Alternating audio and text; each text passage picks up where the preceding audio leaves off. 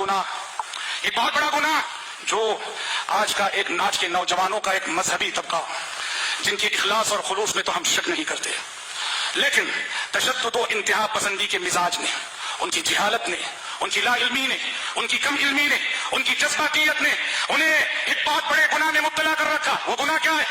उलमा पे तबसरे करना, उलमा को अपनी मजलिसों में मौजूए बहस बनाना, ये हमारे पास नौजवानों का शेवा बन चुका है। और हर शहर में छोटा छोटा ग्रुप मौजूद है, एक ऐसे नौजवान जो उनकी मजलिसों का मौजू ही उलमा है।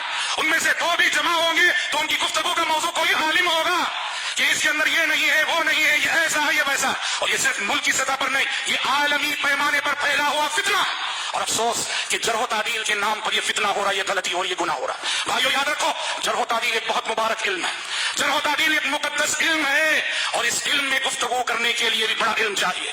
और जरह तादील में बोलने वाले, लिखने वाले वो होते हैं जो वक्त के अल्लामतुल फन होते हैं, बड़े बड़े अहले इल्म, जिन्होंने इल्म और रिजाल की किताबों को पी लिया होता है। और वो अहले इल्म जिनके इल्म से ज्यादा जिनका तक़वा बोलता है, ऐसे अहले इल्म का मौजू है। अफसोस है आज ऐसे नौजवान जिन्हें दीन के रास्ते पर आए हुए, सही मनहज पर आए हुए, जुमा से जुमा एक हफ्ता नहीं गुजरा होता है, उलमा पे तबसरे, उलमा पे तनकीदें, उलमा पे ताने, इनकी मजलिसों का मौजू उलमा।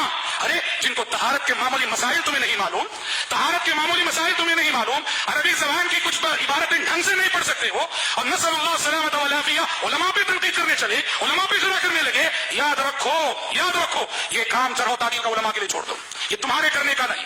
और मैं अला वजहिल बसीरा एक बात कहना चाहूंगा, ये नौजवानों का तबका जो हर शहर में हम देख रहे हैं, चंद नौजवानों पे मुश्तमिल है, गर्चे कि वो अपने आप को सलफी कहता है, मैं अला वजहिल बसीरा कहता हूं, ये खारिजियत ज़दा को गिरोह है, ये खारिजियत ज़दा गिरोह है। और इस गिरोह पर खवारिज के बहुत सारे औसाफ पूरी तरह मुंतबिक होते हैं। आपने खवारिज के बारे में कहा हुदसाउल असनान, ये हुदसाउल असनान है। आपने कहा सुफहाउल अहलाम, ये सुफहाउल अहलाम है। आपने कहा यक़्तुलून अहलल इस्लाम व यदऊन अहलल औसान, ये इसी किरदार के हामिल। मेरे अजीज भाइयों, जो इस फितने में मुब्तला, सुन लो, उलमा वो उलमा जो दीन की तरफ बुलाते हैं, क़ाल अल्लाह क़ाल रसूल का पैगाम पहुंचाते हैं, उनकी जिंदगी कुरान और हदीस के साए में गुजरी है।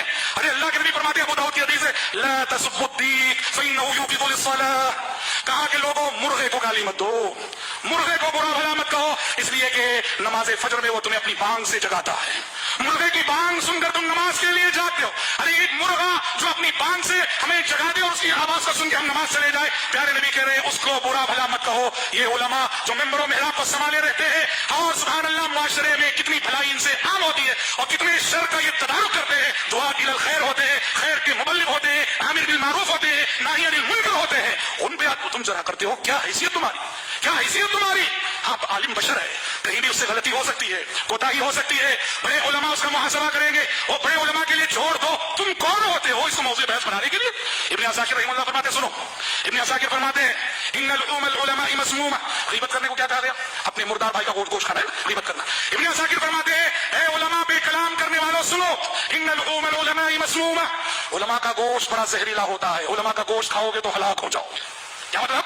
उलमा की गीबत करोगे तो बर्बाद हो जाओगे। इब्न असाकिर कहते हैं, हमने देखा है जो उलमा की गीबत में लगे रहते हैं, अल्लाह उनके ज़मीर पे मौत तारी कर देता है, जीते जी उनका ज़मीर मर जाता है। अल्लाह इब्न असाकिर लिखते हैं। और आइए इब्न हजर अस्क़लानी रहमतुल्लाह अलैह के हवाले से तो हवाले पेश करूं, साहिब फतहुल बारी, सही बुखारी के शारिह, 8वीं सदी हिजरी के जाने माने मुहद्दिस हाफिज इब्न हजर अस्क़लानी रहमतुल्लाह ने अपनी बायानाज़ किताब अद्दुर्रुल कामिना में ऐसे लोगों के कुछ अहवाल जिक्र किए हैं जो जरह तादील में बेएहतियाती का शिकार हुए, और उन्होंने खामखा उलमा की शख्सियतों पे कीचड़ उछालने को, जरा करने को अपनी जिंदगी का मशगला बनाया। उनका अंजाम क्या हुआ? यह है मोहम्मद बिन अब्दुल्लाह ज़ुबैदी। मोहम्मद बिन अब्दुल्लाह ज़ुबैदी इब्न हजर लिखते हैं अद्दुर्रुल कामिना में, इनकी वफात हुई इंदला लिसानुहु, मौत के वक्त इनकी जबान बाहर निकल आई, लटक गई, वस्वद्दा वजहुहु, चेहरा सियाह हो गया। इब्न हजर कहते हैं ऐसा क्यों हुआ? जबान बाहर आ गई, लटक गई और चेहरा सियाह हो गया। कहा लिकसरति वक़ीइही फिन नववी, इसलिए कि ये साहब अपनी जिंदगी में इमाम नववी पर बहुत कलाम करते थे, इमाम नववी की बहुत जरा करते थे, इमाम नववी को हमेशा मौज़ूए बहस बनाए रहते थे। इब्न हजर लिखते हैं रब्बुल इज्जत ने ऐसी सजा दी।